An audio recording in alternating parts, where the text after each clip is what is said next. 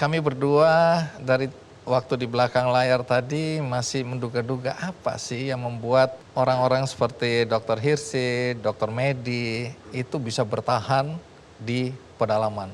Tadi kan Dr. Medi bilang kepuasan dia adalah ketika orang berterima kasih, orang bahagia karena ditolong. Tapi kamu sendiri melihat apa yang membuat kamu merasa iya ini tempatku atau aku merasa senang mengabdi di pedalaman? Waktu awal-awal bekerja di Perifer itu 1 tahun 2 tahun juga sebenarnya bosan Bang. Jadi kita tidak ada kehidupan, tidak ada keramaian segala macam. Terus seiring berjalannya waktu kita sering liburan misalnya ke Jakarta, terus ke kota-kota ramai. Tapi waktu di kota ramai kita bilang enak di sana ya. Oke, apa yang membuat kamu merasa enak di sana ya? Di sana itu tadi pasiennya dan masyarakat lingkungannya tidak ada yang merasa ngebosi. Rasa terima kasih mereka itu sangat tinggi. Kamu merasa apa arti piala atau penghargaan seperti ini dalam karirmu, dalam kehidupanmu? Rasanya kita sangat diapresiasi Pak. Jadi dulu tahun 2018 saya bersama ayah saya juga nonton Kick Andy. Terus Coba diulang apa? juga nonton Kick Andy. 4 tahun atau 3 tahun yang lalu ayah saya bilang, Ji, nanti kamu suatu saat juga akan masuk ke sana insya Allah. Oh.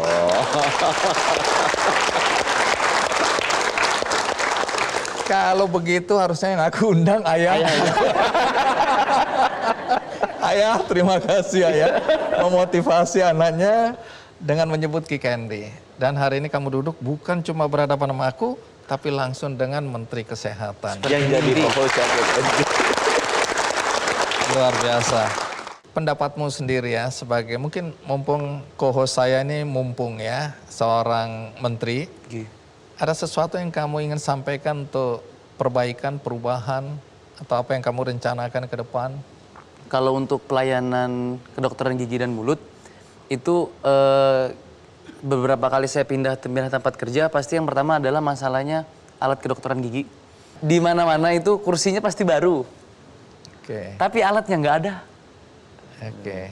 Sama kayak dokter bedah. Bisa pakai bor ini nggak? Dulu Bor pernah biasa. ada cerita Pak. Jadi kalau misalnya di sawit, itu kita diantar jemput tuh pakai mobil dokter. Mobil dokter tuh terlihat dari jauh tuh, itu dokter. Jadi kadang ada yang menghampiri. Kenapa Pak? Dok, gigi saya sakit dok, goyang gigi depan. Bisa dicabut apa enggak? Saya sudah seminggu tidak bisa makan katanya. Makan saya cuma bubur. Tapi saya nggak bawa tang Pak. Terus beliau bilang, ada tang mobil katanya. Terus saya lihat dulu giginya. Saya lihat dulu giginya, kalau misalnya itu giginya di dalam atau masih terlalu kuat, saya tidak bisa. Cuman saya lihat ada pergerakan goyang, tidak menyentuh gingivanya atau gusinya pun insya Allah bisa keluar. Jadi Pakailah tang itu, tang mobil itu. Jadi saya pakai, saya lihat-lihat, oh bisa. 3, 4, 5, 6, 7 putar, selesai. Pakai tang. Pakai tang mobil yang goyang-goyang lagi.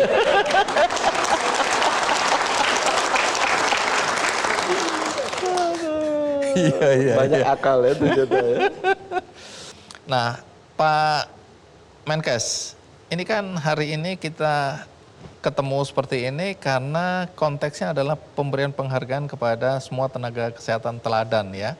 Ada beberapa nanti saya akan jelaskan yang tidak kita undang tapi mendapatkan penghargaan juga. Apa tujuan dari penghargaan seperti ini? Saya tuh ingat sekali waktu saya SMA pernah diundang. Waktu zamannya Pak Harto tuh rutin tuh. Ada guru teladan, ada siswa teladan. Itu nggak pernah lupa. Dan apa ya, berkesan sangat dalam di hati. Jadi waktu saya jadi menteri ada tuh apa tenaga kesehatan teladan. Saya minta ke Bu Ade, tolong itu dibikin rutin, bikin yang lebih wah gitu ya. Hadiahnya saat itu bilang kasih yang lebih banyak dan yang paling penting buat saya orang-orangnya dicatat. Gitu kan. Siapa aja nih tenaga kesehatan kita yang jadi teladan. Karena saya cari-cari datanya susah juga tuh kalau mundur 10 tahun. Karena mereka ini kan ya itu tadi. Nggak mungkin selesai deh urusan kesehatan kalau dikerjain sendiri. Ini harusnya sama-sama. Nggak bisa kalau eksklusif, mesti inklusif gitu kan. Nggak bisa kalau ini dalam bentuk program tapi harus bentuk gerakan. Nah gerakan itu butuh orang-orang kayak gini banyak di seluruh provinsi. Karena mereka yang bisa menularkan, bercerita, memberikan inspirasi, dan ditiru kan sama teman-temannya yang lain. Jadi saya pengen bikin seperti ini supaya bisa dapat jaringan di seluruh Indonesia yang bisa menggerakkan transformasi kesehatan kita supaya bisa lebih cepat terjadi. Oke, jadi ini penting sekali ya, bukan cuma sekedar piala, tapi ada cerita, ada energi di balik piala ini.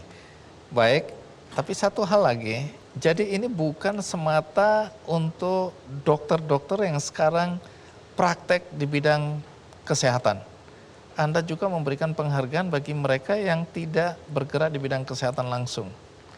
Yang bukan dokter kita kasih, misalnya bidan, Iya. perawat, pekerja lab, malah yang sekarang baru itu kader posyandu. Oh, kader juga Jadi kalau mendapatkan. dokter kan kita 120.000, bidan kalau nggak salah 400.000, ya. Perawat tuh 600.000, kader tuh 1,5 juta lebih. Tuh. Ini umumnya ibu-ibu PKK, mereka nggak digaji, nggak masuk sistem kesehatan. Nah ini mereka yang benar-benar bekerja tanpa suara, tanpa dana gitu kadang-kadang untuk mempromosikan kesehatan di seluruh pelosok negeri. Nah itu pertama kali tadi kita panggil. Oke, kita berikan semangat untuk para kader. Ya. Jadi kita di sana, kita di Ahru itu punya potensi luar biasa. Potensi perikanan. Ikan luar biasa. Tetapi masyarakat dapat ikan, Jual. jual ikan, beli mie instan.